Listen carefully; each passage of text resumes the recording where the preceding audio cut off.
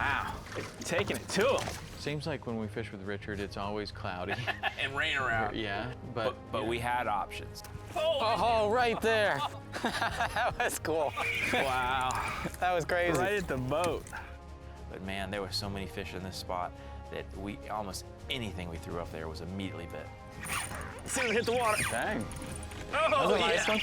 Look at one Double busted. header. You're triple, Richard. Yeah! Come on. Oh, he ate it. He ate it. Nice, baby. Yeah, that's what I'm talking about. I thought you said you had to... Got him, relax. Oh, dude, he just ripped my boat off. Oh, awesome. Look at that big boy. Woo.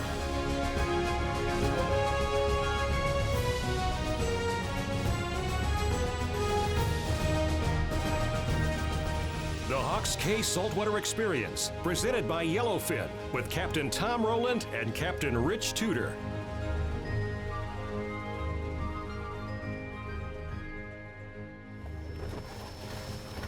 So Richard, you did pretty good. Your house was pretty good on the bay yeah, side. I rather fortunate compared to a lot. Yeah. But the keys is getting back in shape and making progress every week. So Sounds like the fishing's as good as it's ever been. Good. fishing's good. I think this hurricane kind of set stuff back in time a little bit, like 50 years. Yeah, 25, 30 years at least, because it's been pretty good offshore, inshore, kind of wide variety. So Here, we'll take the wheel, take us to the good stuff. We're ready for whatever. we'll go see what we can pull on today. It's always fun to go fishing with Richard Black. This time we wanted to spend a day with him because like everybody else in the Florida Keys, he's been doing a lot of cleaning up.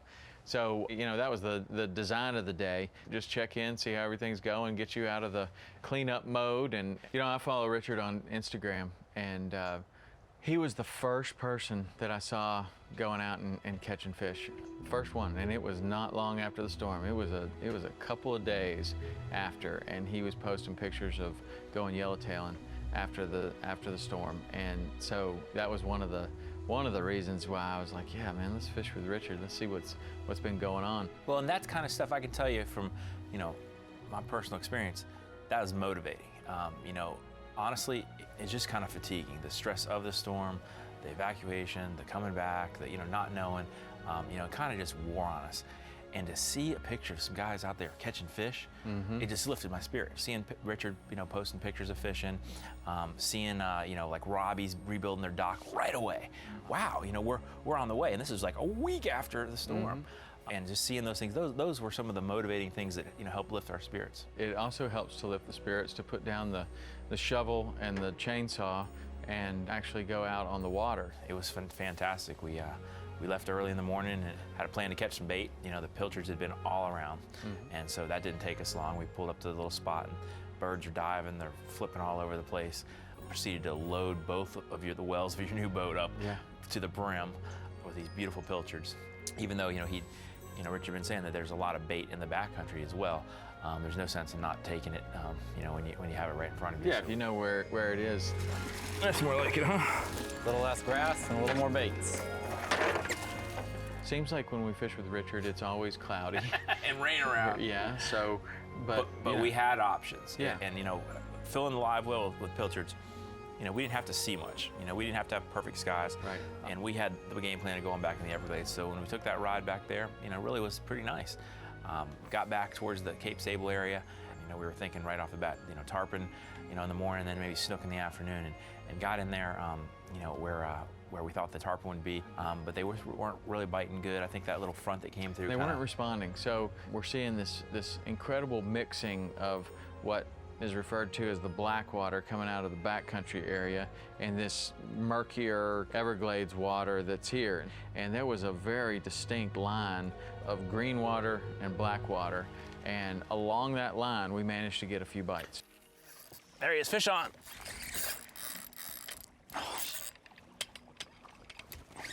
What do you got? Snook?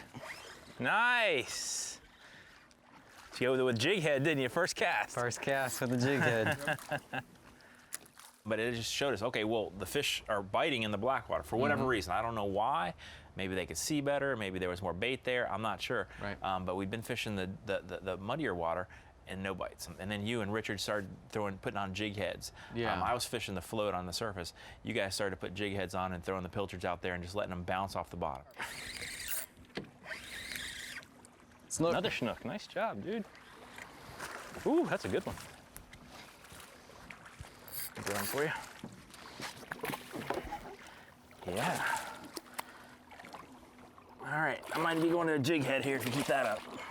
Thanks.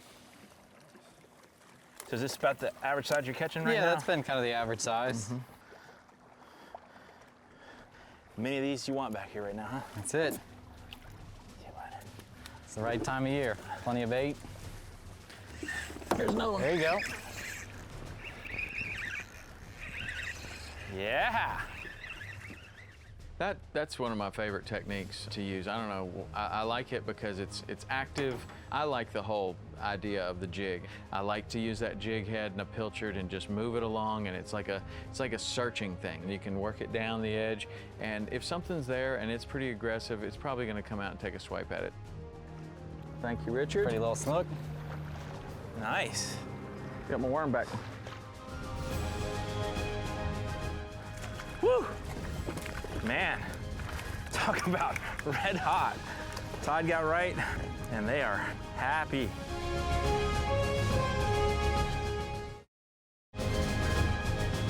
The Hawks Cay Saltwater Experience, presented by Yellowfin, is brought to you in part by Hawks Cay Resort, the only key you'll need. By Yellowfin, only in a Yellowfin. Bass Pro Shops, your adventure starts here. By Lowrance, find, navigate, dominate with Lowrance. And by Frayville, Buff, St. Croix Rods, and Florida Keys and Key West.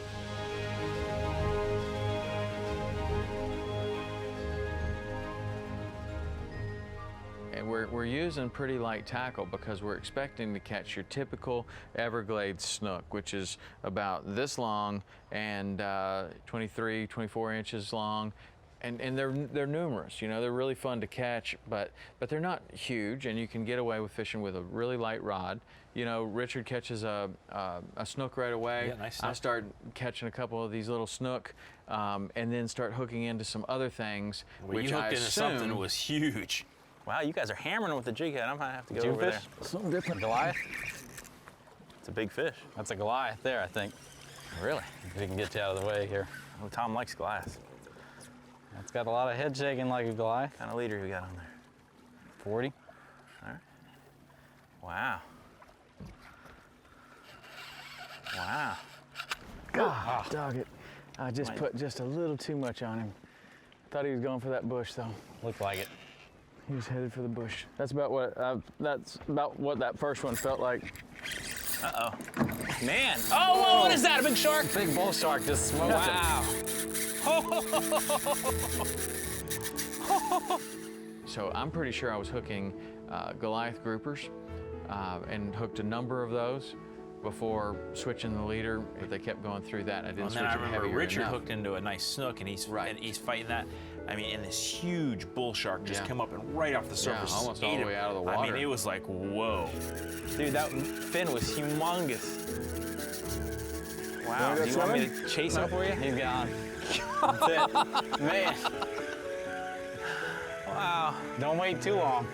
At that moment in time, the last thing I'd want to do is fall in that water. That Yeah. was a big, nasty creature. Yeah, super aggressive too. In really cloudy, muddy water, that would not be a good place to go swimming. Well, it was a great morning there, and I always learned something fishing with the different guys, and whether you and I just fish opposite tides in the same place and just learn, wow, I didn't know you could fish that. And that's exactly what was going on with Richard. I had always fished the Cape area at low tide, outgoing tide, low tide. That's where my confidence was. And I was like, man, what are we gonna do? And he knew that once this water got up high, he knew where those fish would just keep working down the shorelines, and he had a couple spots, and he found this little creek mouth where the whole shoreline was just mangrove, and this one little creek mouth came in. And man, it was literally the first cast. What are we gonna find here, Richard? Should be some snook around. Maybe redfish, maybe a tarpon. Snook, redfish, and tarpon. Sounds good. There he is. Nice. Missed him. That one didn't take long. Were you up there right by the bushes or close? Right by the bushes. Richard. Woo! Got him on. That's a nice one. That's a nice one. Good job, dude. Wow. That's a little better. A little bit. Good work. Wow. You know, we're throwing a few pilchards up to the bushes, and then we're all throwing in there. You stayed with the popping cork and the shrimp. Or Yeah, a couple of reasons I've pilchard. always liked that in the shallow water. I mean, because that whole shoreline up against the mangroves is probably only at the most 3 feet deep, and I like to be able to throw it up with that cork and literally let it work its way down the shoreline and kind of move it in, move it out. That's always worked pretty good for me. The deeper water, the jig head seems to be the ticket for sure. But man, there were so many fish in this spot that almost anything we threw up there was immediately bit. As soon as it hit the water. Dang. Oh, That was a nice yeah. one. We're the one Double busted. header. Get a triple, Richard. Wow. I missed mine. Wow. Talk about active. It's a good little corner. Good corner. Oh, mine fell off. Man, some action. Wow. Taking it to him.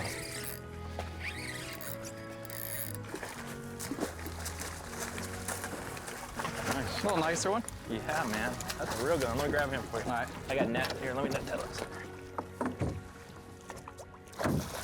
Tiny fold up net. Yeah, those are great nets. Nice. Man. You got one? I had one. Sure enough. Talking Let me about get you bait. I'll get it. You say goodbye to that fish. Nice, dude. A lot of them that size, huh? Nice.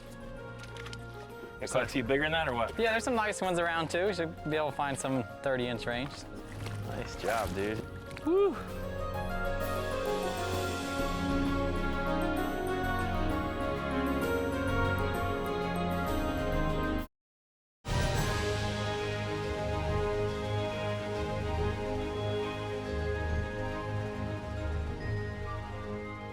Truly, you talk about the fish biting, so good after the storm. That's the best I've ever seen the snook bite. Yeah. To the point that 3 or 4 different times we laid our rod down with the bait just barely dangling, just to keep our bait alive, because a live bait, just barely dangling off the bow of the boat. Laid it down, and my rod almost got pulled in the water. I mean, never have I seen that. Snook are kind of a spooky fish at times. Often in clear water, you can see them, all over the place and can't get them to bite even a live bait. They're so spooky. We power pulled down off of the shoreline so that we could make the longest cast we could, so that we're not spooking the fish. And these fish were so aggressive that day that they were coming all the way from the trees and they were biting it right under the bow of the boat. Yeah. That's a good one. Good one. That feels like a redfish, maybe. Wow, that's a fast one. Let me slide around the other side. Oh, another snook. I'll scoop them up for you real quick. Woo! Man, talk about red hot. Tide got right, and they are happy. Whew. Nice. Nice fish. That's awesome. Very It's out. awesome. Perfect. There he is. Nice when you don't have to put the net away. Right, leave it out, because here comes another one. You can catch this one in the air.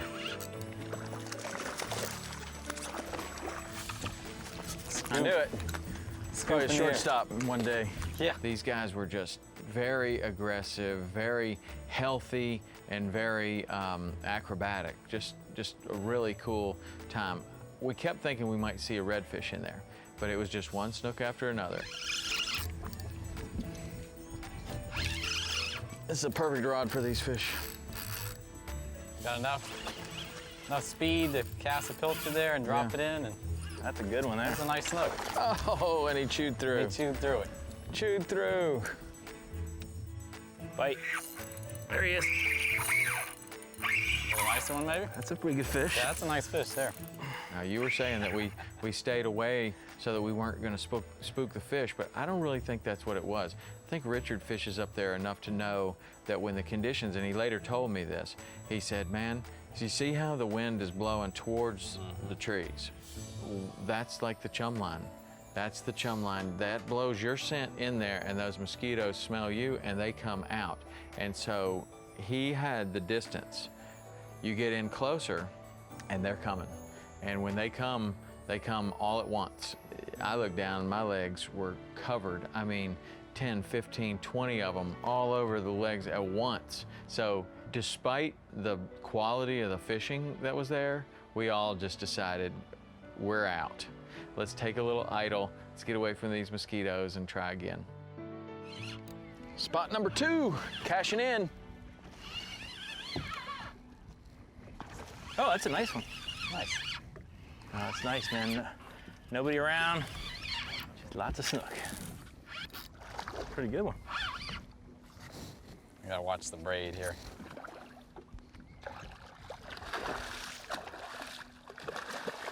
Got the jig head, Tom? That's the jig head. Right Yeah. on, Nice. right in the corner.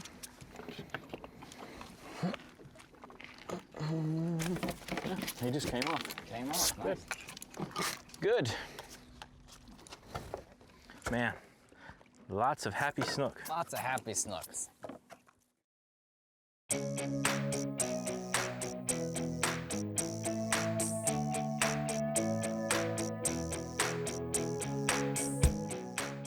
When you make your living outside like I do, it's a constant battle to try to keep stuff dry. And today we have more and more stuff, phones, cameras, all kinds of stuff that we're trying to keep dry and take out into the woods or on the ocean, in the rivers, and it's always a battle to keep it dry. So I've tried everything from wrapping it in plastic bags and Ziploc bags to buying every different type of dry bag and dry device out there.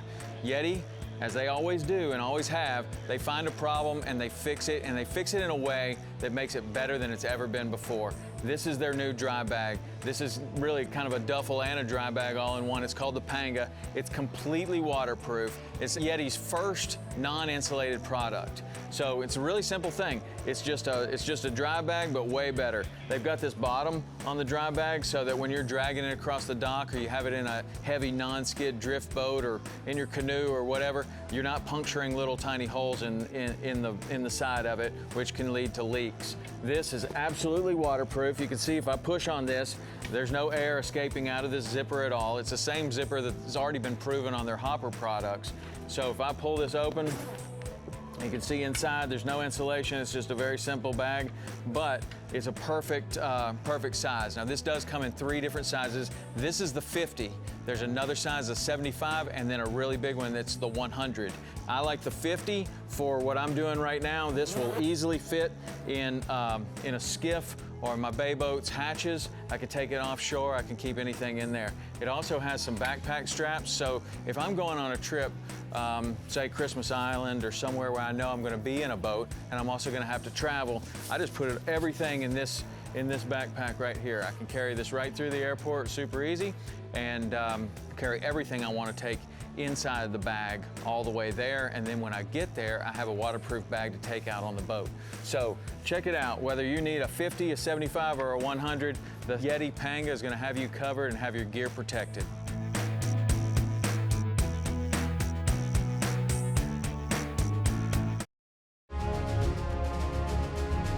The Hawks Cay Saltwater Experience, presented by Yellowfin, is brought to you in part by Yeti, built for the wild.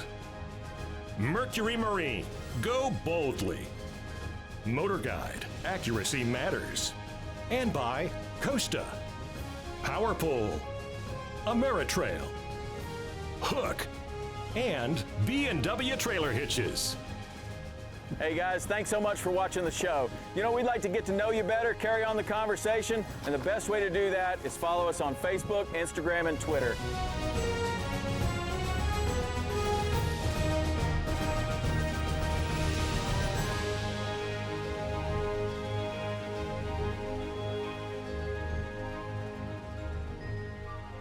bounced around to a couple of different spots there, and really every spot we stopped, we caught a snook or two. They were all over the place that day. You know, none as good as that one spot that was red hot, but you know, it was interesting to look back there. That area probably had some incredible winds and certainly a massive storm surge, but it looked perfect. Yeah. That was all natural shorelines. I mean, the whole Cape area, I noticed running down the beach, it looked great. The sand was beautiful. If anything, it looks like there's more sand on the beaches. Tons of sand and not a lot of trash too. You would expect to see, you know, stuff from rooftops and all kinds of stuff, but I didn't see any trash over there. It looked beautiful. I think, you know, we're driving down the road, you see the trash from the houses here in the Keys, just, you know, piled up as people are cleaning up their yards and so on. But back in the Everglades, it truly looked perfect. Yeah, nature does fine. Nice. Another snook. Snookus maximus. Man, talk about whacking snook one after the other. One after another, as fast as we can catch them all day long. Pretty much every spot there's been snook. Look at that guy, that's awesome. All sizes, He looks like he was no worse for the wear in the storm. No. Found a good place to hide out. It was a great day. I learned a little bit more about Richard. I got to know him a little bit better and enjoyed, as we always do, fishing with him. And you know, I had fished a lot of that Middle Cape area too, never quite like that. And I definitely learned something that day. That was cool. Wow. That was crazy. Right at the boat.